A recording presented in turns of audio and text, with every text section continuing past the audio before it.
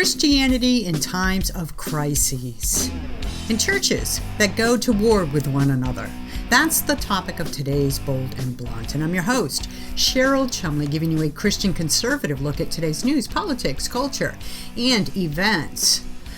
The Ukraine war and how a couple of churches are battling each other for dominance in Ukraine, along with a Virginia pastor who has family and friends currently living in Ukraine and has some ideas on how Americans can help those poor souls. Stay tuned for that discussion. But first, I want to give a heads up that if you like Bold and Blunt and would like to subscribe to Bold and Blunt, please do so by going to WashingtonTimes.com, scrolling to the bottom of the page and finding the newsletter section, clicking on it, finding my name, Cheryl Chumley, among the newsletter listings there, and subscribing to it, because you will get, along with my 3 times a week newsletter containing all my commentaries that I write all day long at the Washington Times, you will also get my twice weekly, Tuesday and Thursdays, Bold and Blunt podcast. But you can also get Bold and Blunt by going to edify.app/podcast. That is the platform for all your favorite faith-based podcasts.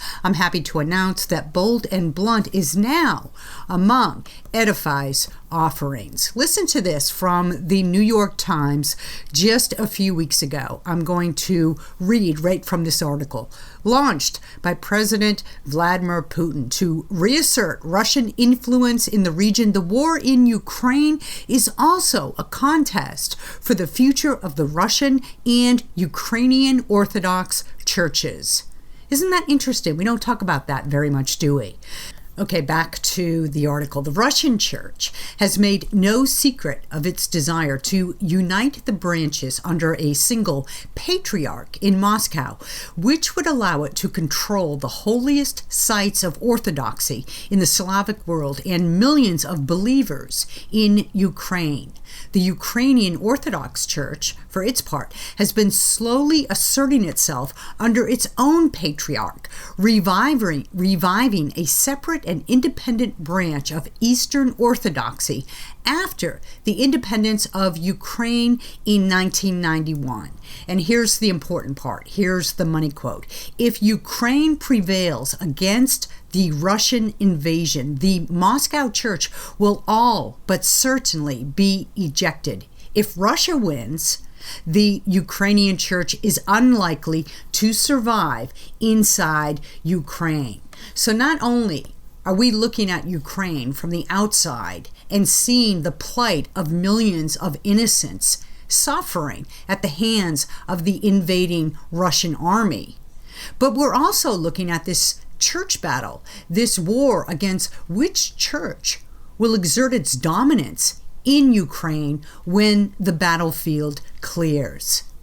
The problem is some Christians in the region see Russia's aggression into Ukraine as justified. Others see that it's little more than a war crime. About 75% of Russians and 60% of Ukrainians profess to be Orthodox Christians. That's according to an article from DW.com, just came out a few weeks ago.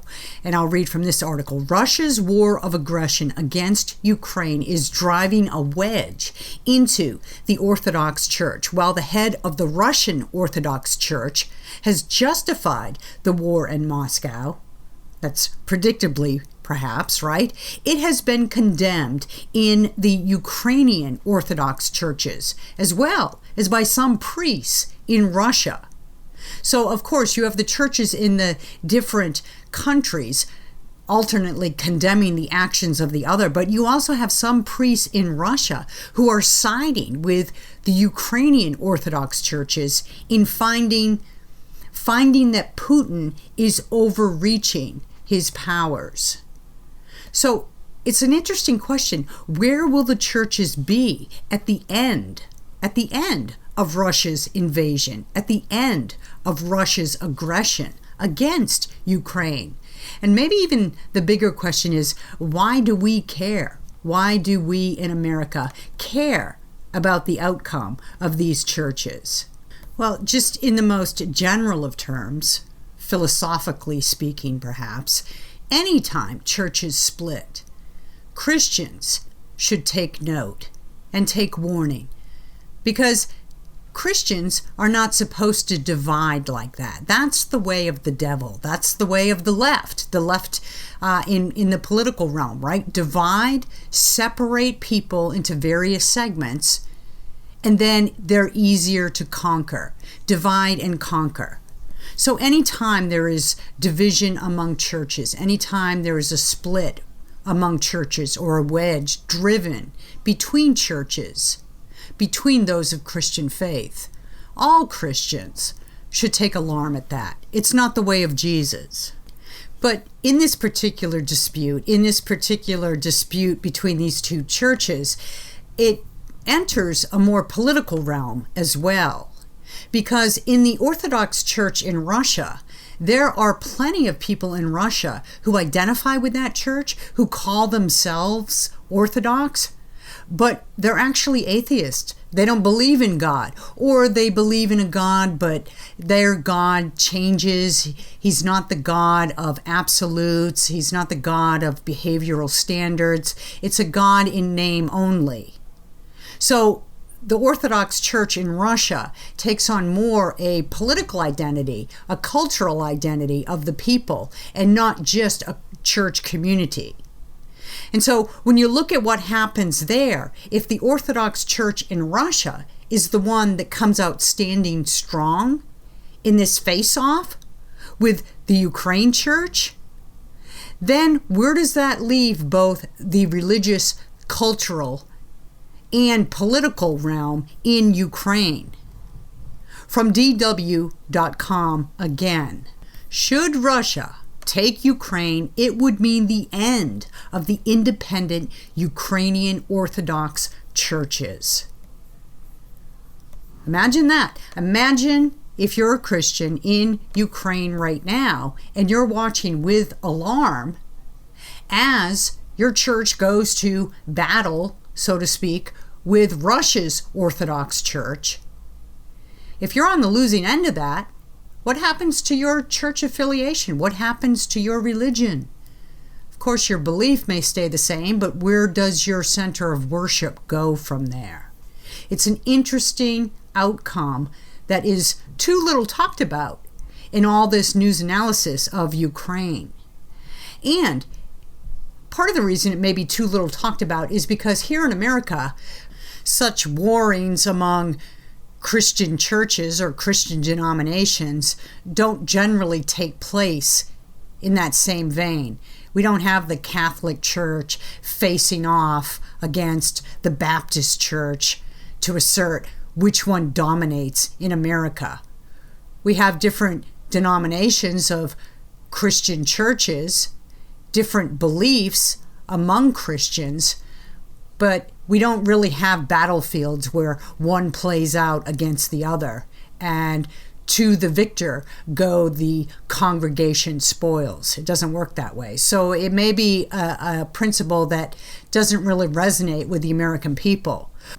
What does resonate with the American Christian community right now, though, watching Russia-Ukraine news as it plays out daily, is how to best help the suffering victims of Ukraine without actually putting American troops on the ground, American military members in harm's way.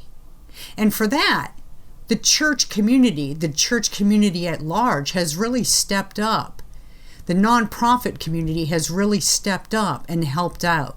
Samaritans Purse is one of those churches, one of those organizations that has done a tremendous job of getting supplies, medical, food, all types of aid on the ground into Ukraine, into the hands of those who need it.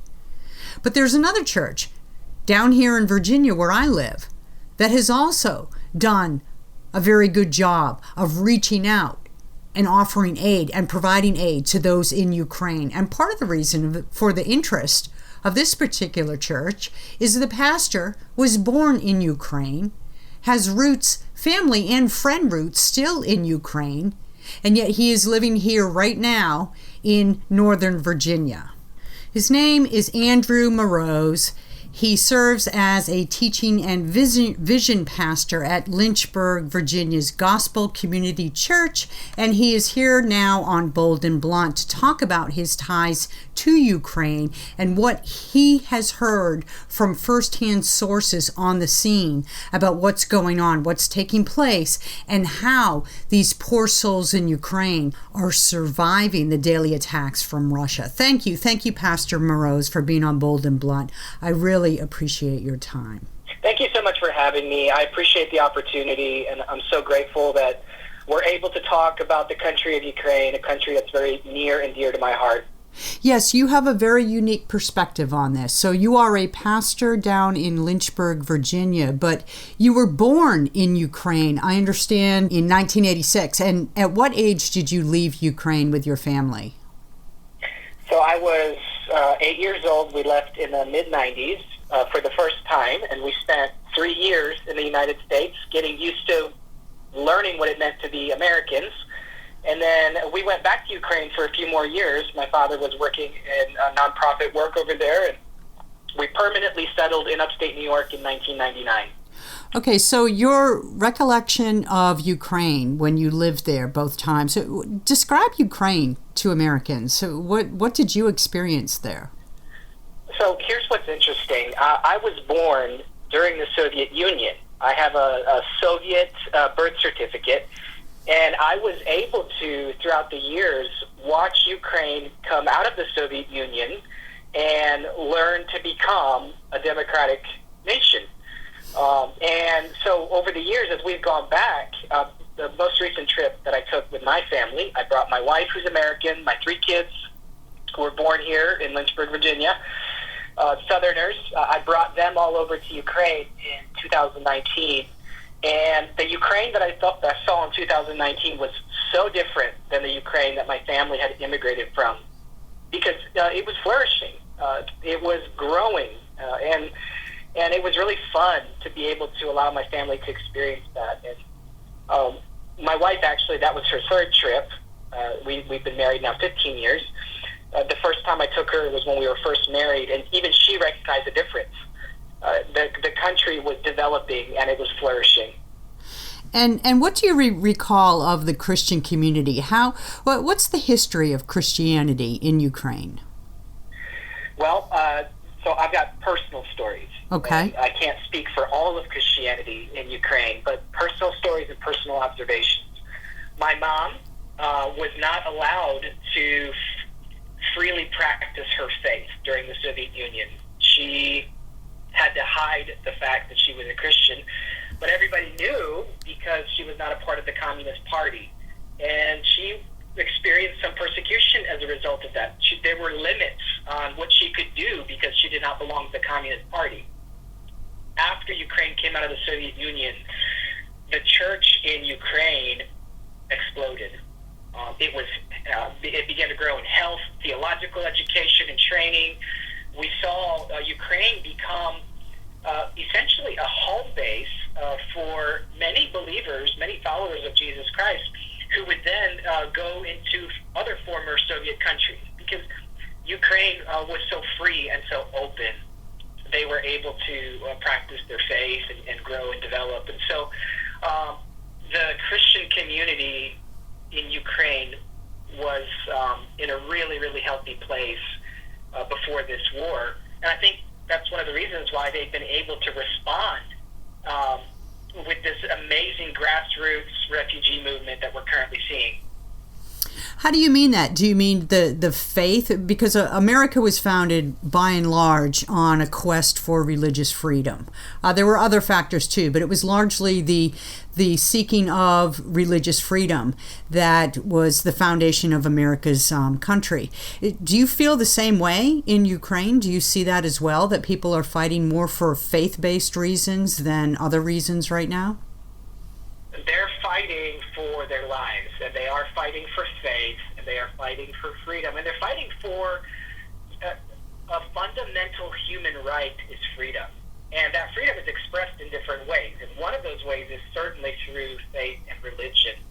And when I mentioned the way that the church is responding to the crisis, what's happening right now is in all these communities, especially the cities that are being targeted with intense fighting in the north and in the south and in the east, churches are literal sanctuaries. They are places where people are going to hide. They are places where people are going to get supplies. Even though religious leaders right now can't practice their faith the way that they did before this invasion, they've modified their ministries to serve refugees, to rescue people who are displaced, and to help move them along to the western border. And I have personal friends, I have ministry partners who are every day engaging in this fight to help rescue people who are right now have been displaced. But at the same time, along the way, what happens is they're able to show them the love of God.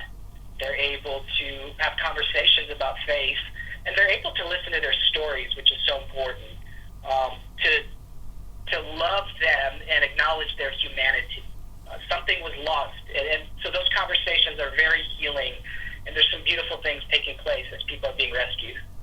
Now, you still have family there. Are you in touch with them on a daily, weekly basis? Is that something that's possible? Yes. Thank you for asking about that. So some of my family members are now refugees in Poland, and they are waiting. Now a month into this conflict, a couple of my family members have gotten some temporary work in Poland. They want to see what happens. They want to go back to Ukraine. Ukraine is their country. Other family members are scattered around the country. I had a lot of my family was living in the city of Kyiv, and they've had to move out of Kyiv into smaller communities. There are thousands of villages around the country of Ukraine that surround these larger cities, and so I have family members who are hiding out, waiting, and trying to live life because they can't return to their homes right now. But they are safe, and we're communicating on a daily basis, much more than even before the conflict. And what else do they describe about what they're seeing over there? What could America do to help more? I think it's important for us to continue to listen to President Zelensky, who has been doing a really good job, I think, every single day, speaking to the reality of what's happening and to the needs that they have. And what I'm hearing from my friends and family is really a reflection of what President Zelensky is requesting. And they're requesting more aid. They're requesting medical aid as well as defensive weapons and offensive weapons for the soldiers who are fighting on the front lines. I think the longer this thing drags out, the more desperate the Russian government's going to be and the more aggressive they're going to get. But also Ukrainians are very adaptive people, and they're very resilient people, and they're able to do much with little. That's the way that they had to operate during the Soviet Union. You had a little bit and you made it stretch, and I think that's what we're seeing right now as well, is they're asking for supplies. The people I'm communicating with, they're asking for medical supplies, things like tourniquets, for those who are serving on the front lines, surgical supplies. Those are some of the things that I'm actually personally going to help bring over to Western Ukraine this coming week. And so we had a team in Poland from our church last week, and I'm having an opportunity to go spend time with some of these refugee workers this coming week. So if you're an American citizen right now and you would like to help out the people of Ukraine, is it best just to donate money, or to do as you're doing, actually go to the border, if at all possible, to make sure necessary supplies get into the hands of the people who need them, to maybe partner with churches that go there? Yeah, I think it's important to have good partners, and sometimes our physical presence actually makes it more challenging for people to work. But in my case, I have some personal relationships on the ground and some people that I love deeply, who I believe I can encourage and help support physically. For everybody else, I think knowing there's organizations like World Vision, like World Health, like Word of Life. There's a group called Word of Life, and it's actually a youth organization that does camps, but they've converted their camp properties to serve refugees in Romania and Poland and the Czech Republic. And in Ukraine, they're operating their Ukraine camp, which is right outside of Kyiv, the capital, as a refugee center. And I think one of the best things that we can do is help supply these organizations with funds. Our church set up a fund to funnel money directly to groups that are serving on the ground, gospelcc.org/Ukraine. So finding trusted sources, because in times like this, it can be a little bit chaotic, but there are some amazing organizations that are doing work. There's some amazing churches that are operating on the border. Some of them do want help, and part of what we did last week in Poland was figuring that out with a smaller team. How can we serve and not hurt, not get in the way? So there's definitely opportunities in places like Poland, who've seen now over 2 million refugees. But in terms of entering Ukraine, I'm not sure that that's a good idea for everybody. Do you think it's more effective at this point in time for the aid to come from government or the aid to come from private entities such as churches? I think it's important to get as much aid as possible. So both. I don't think it's one or the other. I think if we can get government aid there quickly, sometimes there's more red tape. Right. It takes longer to get government aid, NGO aid. Right now, there are many grassroots movements on the ground. We were able to purchase a ministry vehicle, a truck to transport supplies for a church on the ground on the border of Poland. They're serving thousands of dollars worth of meals every single day on the border, and they're transporting refugees west into Western Europe. I know another church in Germany, a friend of mine, his church is bringing supplies to Poland, to the border. They're picking up refugees from Poland and bringing them to Germany and helping resettle them. So I think, private individuals can donate support, churches can donate support and funds, and I think we need to get as much government aid over there as possible. You have both family and friends who have been living in Ukraine for years under the shadow of Russia and Putin for years. And I just wonder if maybe you have any perspective to offer about what they think what's going on in Putin's mind. Because we, of course, have heard everything from Putin's gone crazy to Putin has strategically been planning this for years because he wants the Soviet Union to rise again. What do your sources, family and friends, think Putin is thinking at this time?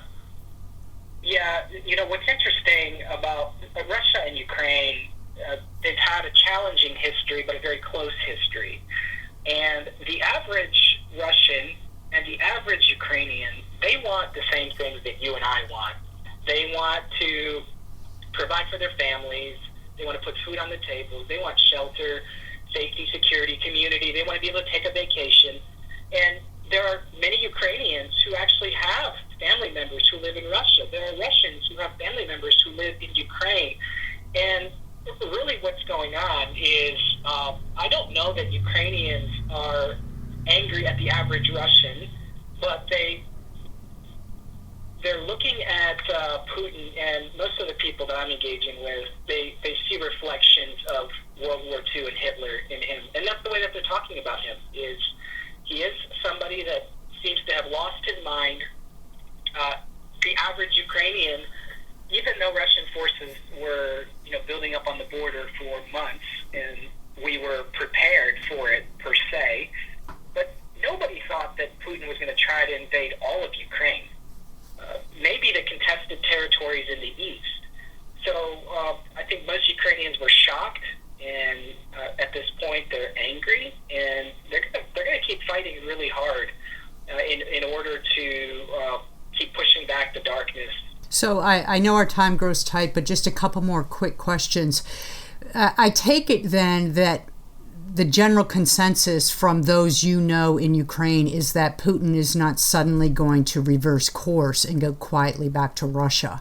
And that leads to this question: if Ukraine is completely destroyed by Russian forces, will those fleeing Ukraine want to go back?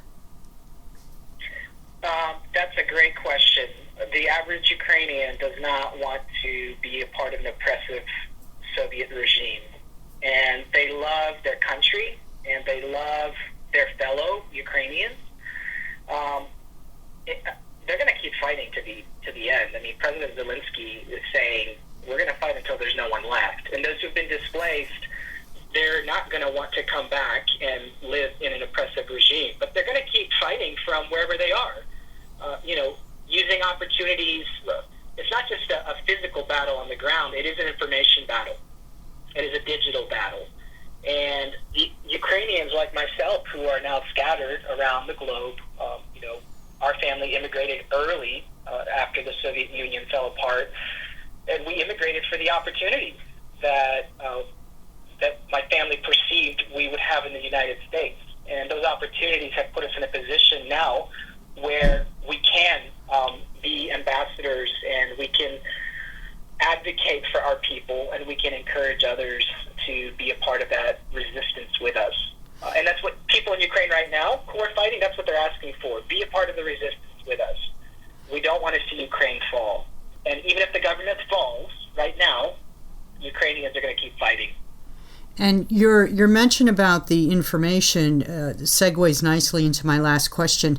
I know that you have watched anxiously, I'm sure, all the media images and the coverage that has come out of Ukraine or that has come long distance about Ukraine. Are there any sources, or what I'm trying to ask is, how trusted are the images that we get in America? How truthful do you think they are based on your sources on the ground?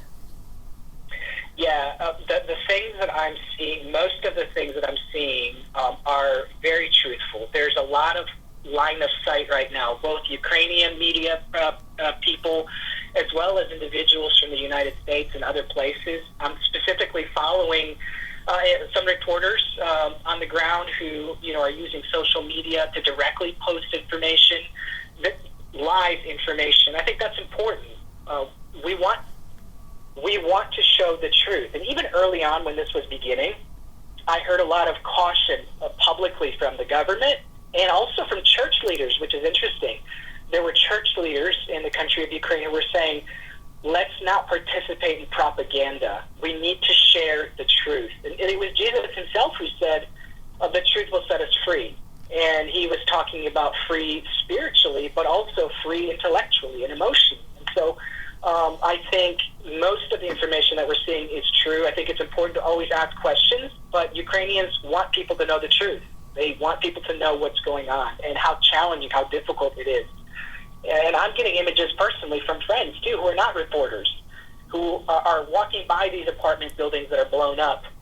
I'm getting images. I have a friend in the city of Poltava, and they're getting people who are injured coming out of the city of Kharkiv, which is north, and which is being just pummeled. And she's sending me images of these people who are coming in whose lives will never be the same again. And so a lot of what we're seeing is accurate and true.